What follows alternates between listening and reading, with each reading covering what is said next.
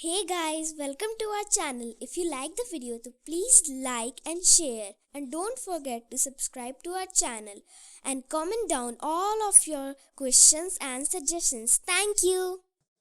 नमस्कार दोस्तों, स्वागत है आपका अपने चैनल परिचय में। दोस्तों, night of the long knifes यानी कि लंबे चाकुओं की रात, इस बारे में हम में से बहुत ही कम लोगों को पता होगा। असल में जब द्वितीय विश्व युद्ध हुआ और हिटलर ने पूरे यूरोप को ही नहीं बल्कि पूरी दुनिया को इस जंग में धकेल दिया, उससे पहले कुछ ऐसी घटनाएं हुई थी जिसमें नाजी पार्टी के अंदर ही हिटलर ने उन लोगों को निशाना बनाया था जो कि या तो उसके विरोधी थे या आगे चलकर उसके लिए खतरा बन सकते थे। और 30 जून 1934 यानी आज ही के दिन हिटलर ने वो फैसला लिया जिसने कि हिटलर को नाजी पार्टी के अंदर एक इतना शक्तिशाली नेता बना दिया जिसका कोई विरोधी उस पार्टी में बचा नहीं था। और इसी वजह से हिटलर को आगे चलकर हर तरह की मनमानी करने का भी अधिकार मिल गया। मैं इस वीडियो में आपको night of the long knifes के बारे में तो बताऊंगा ही, साथ ही नाजी पार्टी की हिस्ट्री और उस समय जर्मनी में चल रहे राजनीतिक हालातों के बारे में भी बताऊंगा, और बताऊंगा कि क्यों और कैसे इस घटनाक्रम को करने की जरूरत पड़ी। दोस्तों, मैंने अपने पहले वीडियोस में भी आपको बताया है एसए और एसएस के बारे में, जो कि नाजी पार्टी की सिक्योरिटी फोर्सेस थी। अगर इसको कम शब्दों में समझे तो आप समझिए कि प्रथम विश्व युद्ध की हार के बाद जर्मनी ने कुछ ट्रीटी साइन की थी जिसके अंतर्गत वो अपनी आर्मी को एक्सपेंड नहीं कर सकता था, यानी कि आर्मी को बढ़ा नहीं सकता था। तो ऐसे में नाजी पार्टी के उदय के एक साल बाद यानी कि 1920 में नाजी पार्टी ने एक सिक्योरिटी फोर्स को बना दिया जिसका नाम था एसए। और इस एसए का काम था अपने प्रतिद्वंदियों को धमकाना, अपनी पार्टी के अंदर भी लोगों को धमकाना और जनता को डराना, ताकि कोई भी नाजी पार्टी के खिलाफ ना जाए। जैसा कि आपको पता ही है, नाजी पार्टी एक राइट विंग पार्टी थी और उनको हमेशा से ही लेफ्ट विंग पार्टी से खतरा था। तो इस एसए का काम था असल में सबके ऊपर पुलिसिंग करना, यानी कि नाजी पार्टी के विरोधियों के ऊपर जासूसी करना, उनके खिलाफ सबूत तैयार करना और जरूरत पड़ने पर उनको मार भी देना। और 1930 तक एसए ने हिटलर का पूरा साथ दिया नाजी पार्टी को आगे बढ़ाने के लिए। 1930 में हिटलर ने आर्मस्ट्रॉन्ग के काम से खुश होकर उसको एसए सिक्योरिटी फोर्सेस का चीफ बना दिया और 1931 तक आर्मस्ट्रॉन्ग ने एसए की मेंबरशिप को लगभग 10 लाख तक पहुंचा दिया। जहां जर्मनी की आर्मी में सैनिकों की संख्या केवल 1 लाख थी, वहीं लगभग 15 लाख से ज्यादा लोग एसए के साथ जुड़ गए थे। और इसी के साथ ही आर्मस्ट्रॉन्ग भी जर्मनी के अंदर एक बहुत ही ताकतवर आदमी बन गया था और हिटलर को उससे खतरा महसूस होने लगा था। हिटलर के सहयोगी गोरिंग और हिमलर ने हिटलर को समझाया कि रोम आगे बढ़कर हिटलर के लिए खतरा हो सकता है और वो हिटलर की पूरी सत्ता कब्जा सकता है। उन्होंने हिटलर के कान भरे और हिटलर को नाजी पार्टी के अंदर ही रोम और बाकी उसके प्रतिद्वंदियों की हत्या करने के लिए मना लिया। हालांकि इससे पहले भी नाजी पार्टी के अंदर हत्याएं करी जाती थी और जो भी लोग हिटलर का विरोध करते थे या किसी कम्युनिस्ट पार्टी से संबंध रखते थे उनको समय समय पर मारा जाता था। लेकिन 30 जून 1934 की रात ने सब कुछ बदल कर रख दिया और हिटलर ने फैसला किया कि ना सिर्फ एसए की लीडरशिप को खत्म कर दिया जाए, बल्कि साथ ही साथ जितने भी कम्युनिस्ट या लेफ्ट विंग के लोग थे जो कि हिटलर के प्रतिद्वंदी थे, उनको भी मार दिया जाए। दोस्तों, night of the long nights में यानी कि 30 जून के दिन और रात में लगभग 150 लोगों को मार दिया गया। और दोस्तों, आपको बताता चलूं, ये लोग सिर्फ एसए की लीडरशिप ही नहीं थे, बल्कि इसमें बहुत से ऐसे लोग भी थे जो कि हिटलर की हिट लिस्ट में थे, जो कि हिटलर ने अपने सहयोगी गोरिंग और हिमलर के साथ मिलकर बनाई थी। उन्होंने ऐसे लोगों के नाम इस लिस्ट में डाल दिए थे जो कि आगे चलकर हिटलर और नाजी पार्टी के लिए खतरा बन सकते थे। इस सब की शुरुआत हुई जब आर्मस्ट्रॉन्ग म्यूनिख से थोड़ा ही दूर एक रिजॉर्ट के अंदर एक लड़के के साथ एक कमरे में था। हिटलर उस कमरे में अचानक से पहुंच गया और दरवाजा तोड़कर अंदर घुस गया। रोम उस वक्त उस लड़के के साथ आपत्तिजनक स्थिति में था। हिटलर ने रोम को गन दी और उसको बोला अपने आप को गोली मारने के लिए, लेकिन रोम ने अपने आप को गोली मारने से मना कर दिया। तो हिटलर ने सैनिकों को बुलाकर रोम को गोली लगवा दी और इसी के साथ एसए के सबसे प्रमुख लीडर को हिटलर ने मार दिया। जहां यह सब हो रहा था, वहीं बर्लिन के अंदर भी हत्याओं का दौर जारी था, जहां इस चीज की कमान हरमन गोरिंग ने संभाल रखी थी। उसके पास बहुत से नामों की लिस्ट थी और वो जोर जोर से उन नामों को पढ़ रहा था और जिन लोगों के भी नाम उसमें थे उनको उनके घरों या कार्यालयों से उठाकर एक अज्ञात स्थान पर ले जाया जा रहा था और वहां उनको गोली मार दी जा रही थी।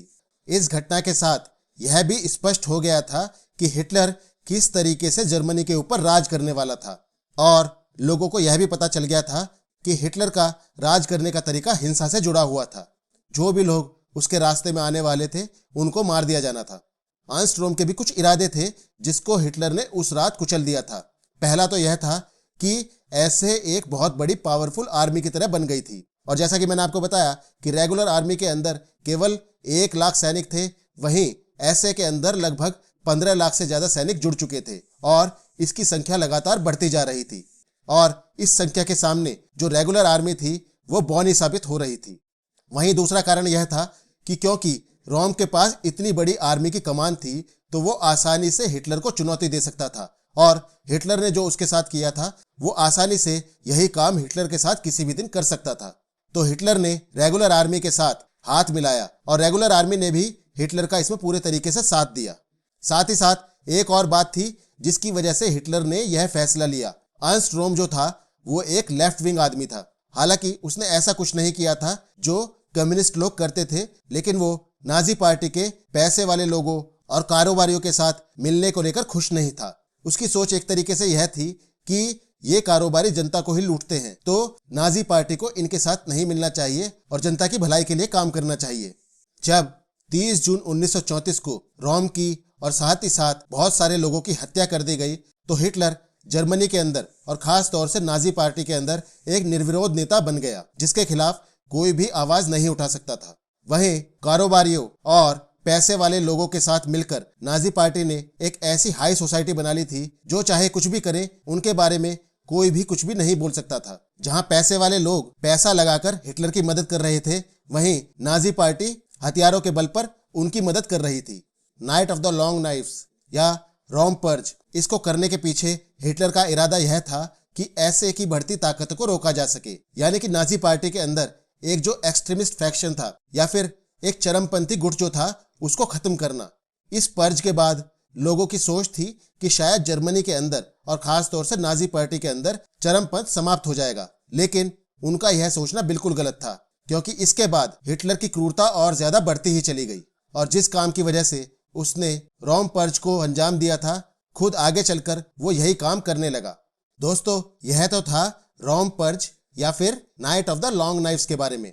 अब मैं आपको बताना चाहता हूं इसके पीछे का इतिहास कि कैसे नाजी पार्टी का उदय जर्मनी के अंदर हुआ और हिटलर किस तरीके से इतना ताकतवर बना।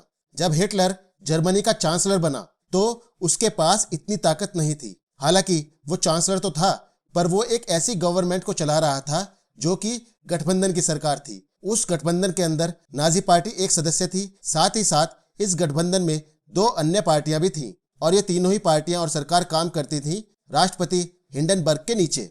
तो हिटलर के पास उतनी ताकत नहीं थी जितनी कि उसको अपने इरादे पूरे करने के लिए चाहिए थी। और जैसा कि किसी भी गठबंधन सरकार के अंदर होता है, लोग एक दूसरे के ही पैर खींचने में लगे रहते हैं। तो हिटलर ने इससे परेशान होकर 31 जनवरी 1933 को एक फैसला लिया।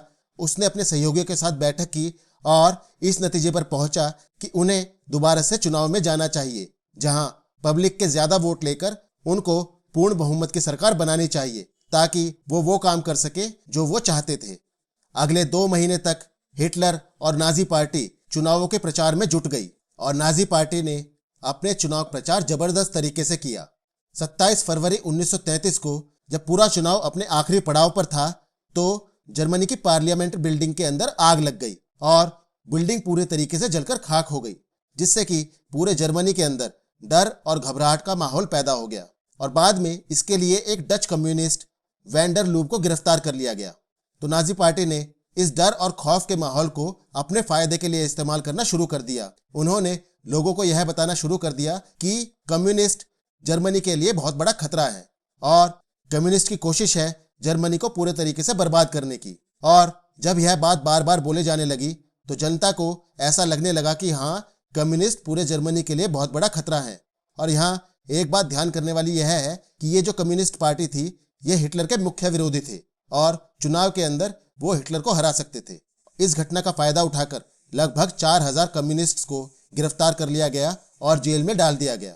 राष्ट्रपति हिंडनबर्ग ने भी एक इमरजेंसी डिक्री साइन कर दी। इस डिक्री का मकसद था जर्मन लोगों की रक्षा करना और इस डिक्री की वजह से जर्मनी के अंदर इमरजेंसी लागू हो गई। जब इमरजेंसी लागू हो गई और राष्ट्रपति ने एक डिक्री के ऊपर साइन कर दिया तो नाजी पार्टी और हिटलर को कानूनी रूप से पूरा हक मिल गया किसी को भी गिरफ्तार करके जेल में डाल देने का। और हिटलर ने इसका इस्तेमाल किया अपने प्रतिद्वंदियों को दबाने के लिए। उसने उन लोगों को गद्दार घोषित कर दिया और जेल में डालना शुरू कर दिया। हालांकि यह सब लोकतंत्र के नाम पर हो रहा था, लेकिन देखा जाए तो यह सिर्फ तानाशाही थी। पार्लियामेंट बिल्डिंग में लगी हुई आग और नाजी पार्टी के इस तरह के चुनाव प्रचार ने लोगों के अंदर नाजी पार्टी के लिए सहानुभूति पैदा कर दी। वहीं ऐसे जो कि नाजी पार्टी की एक पैरामिलिट्री फोर्स थी, उसने भी लोगों को डराना और धमकाना शुरू कर दिया। जो लोग नाजी पार्टी के लिए वोट नहीं करना चाहते थे, उनको डरा धमकाकर वोट डालने से मना कर दिया गया या फिर जबरदस्ती उनको नाजी पार्टी के पक्ष में वोट डालने के लिए मजबूर किया गया। और इस तरीके से 5 मार्च 1933 को चुनाव खत्म हुए और लगभग 90% लोगों ने मतदान किया। इसमें से लगभग 44% लोगों ने नाजी पार्टी के समर्थन में वोट दिया था। और इतना सब कुछ करने के बाद भी नाजी पार्टी पूर्ण बहुमत के साथ सरकार में आने में नाकामयाब रही। जब चुनाव के अंदर पूर्ण बहुमत नहीं मिला तो हिटलर ने एक नई योजना बनाई और उसने एक कानून बनाकर जर्मनी के ऊपर शासन करने का निर्णय लिया। इस कानून को बनाने के लिए लगभग 2/3 वोटों की जरूरत थी और ऐसे ने बहुत हिंसक तरीके से लोगों को डराना और धमकाना शुरू कर दिया। आखिरकार 24 मार्च 1933 को यह बिल पास हो गया और हिटलर एक तानाशाह के रूप में जर्मनी के ऊपर स्थापित हो गया। हालांकि उस वक्त भी राष्ट्रपति हिंडनबर्ग तो थे, लेकिन उनकी ताकत हिटलर के सामने बहुत कम हो चुकी थी क्योंकि कानून ने हिटलर को बहुत ज्यादा ताकत दे दी थी। और इस तरीके से हिटलर जर्मनी के अंदर बहुत ही ताकतवर बन गया था। और दोस्तों, इस वीडियो की शुरुआत में मैंने आपको बता ही दिया कि किस तरीके से इसके बाद हिटलर ने नाजी पार्टी के अंदर अपने विरोधियों को भी खत्म करना शुरू कर दिया। और जिसके ऊपर भी हिटलर को शक था कि वो आगे चलकर हिटलर का प्रतिद्वंदी साबित हो सकता है, उसको हिटलर ने मरवा दिया 30 जून 1934 को। और देखिए दोस्तों, हिटलर का साथ किस्मत ने भी बहुत दिया। 2 अगस्त 1934 को राष्ट्रपति हिंडनबर्ग की भी 87 साल की उम्र में मौत हो गई। हिटलर ने इस मौके का पूरा फायदा उठाया और उसने घोषणा कर दी कि राष्ट्रपति का कार्यालय और चांसलर का कार्यालय अब एक ही होगा और हिटलर फ्यूरर और चांसलर दोनों बनकर काम करेगा। इसके लिए 19 अगस्त 1934 को जर्मन लोगों से वोट डालने के लिए भी पूछा गया और उनसे पूछा गया कि क्या हिटलर फ्यूरर और चांसलर के रूप में काम कर सकता है और क्या लोग इसका समर्थन करते हैं। और इसके लिए जब लोगों ने वोट किया तो लगभग 96% लोगों ने वोट किया और उनमें से लगभग 90% लोगों ने हिटलर के समर्थन में वोट किया। राष्ट्रपति के मरने के बाद और हिटलर का फ्यूरर और चांसलर के कार्यालय को एक साथ करने के बाद हिटलर के पास वो ताकत आ गई थी जो उससे पहले जर्मनी के इतिहास में कभी भी किसी के पास नहीं थी। और इसी ताकत की वजह से आगे चलकर हिटलर ने वो किया जो उसका मन था और कोई भी ऐसा व्यक्ति जर्मनी के अंदर बचा नहीं था जो हिटलर के बढ़ते कदमों को रोक सके। और आखिरकार इसी वजह से द्वितीय विश्व युद्ध हुआ जिसमें कि लाखों लोगों की जान चली गई। तो दोस्तों, यह था मेरा आज का वीडियो जिसमें कि मैंने आपको बताया कि हिटलर ने किस तरीके से सत्ता हासिल की और किस तरह से अपने प्रतिद्वंदियों को खत्म करता चला गया। उम्मीद करता हूं दोस्तों कि आपको मेरा यह वीडियो पसंद आएगा। कल फिर एक नया वीडियो लेकर आप सबसे मिलता हूं।